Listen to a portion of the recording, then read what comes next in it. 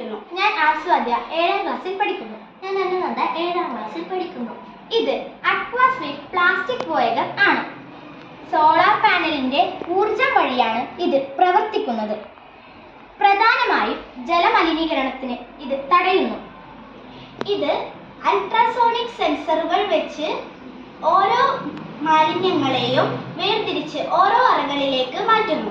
ജനങ്ങൾ വലിച്ചെറിയുന്ന വിവിധതരം മാലിന്യങ്ങൾ ഇത് ശേഖരിക്കുന്നു. ജലസ്രോതസ്സുകളിൽ പ്രകൃതിദത്തമായി ഉണ്ടാകുന്ന പായലും മറ്റും ജലസ്രോതസ്സുകൾക്ക് ആവശ്യമായതിനാൽ തന്നെ അത് തിരിച്ചുവിടുന്നു. ഇതിൽ നോൺ ബയോഡിഗ്രേഡബിൾ വേസ്റ്റ് അഥവാ നമുക്ക് നശിപ്പിക്കാനാകാത്തവ, അതായത് പ്ലാസ്റ്റിക് പോലുള്ളവ ഇതിലെ ഓരോ അറകളിലേക്ക് മാറ്റുന്നു.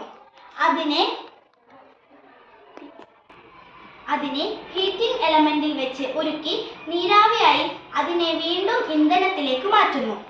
ഈ ഇന്ധനം വെച്ച് നമുക്ക് നമ്മുടെ സാമ്പത്തിക നില വർദ്ധിപ്പിക്കാൻ കഴിയും. ഈ പ്രക്രിയയെ പൈറോലിസിസ് എന്ന് വിളിക്കാം.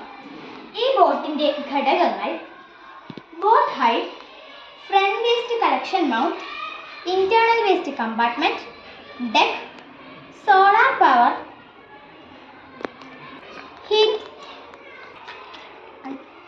Fuel can, heating element, pyrolysis unit, ultrasonic power sensors.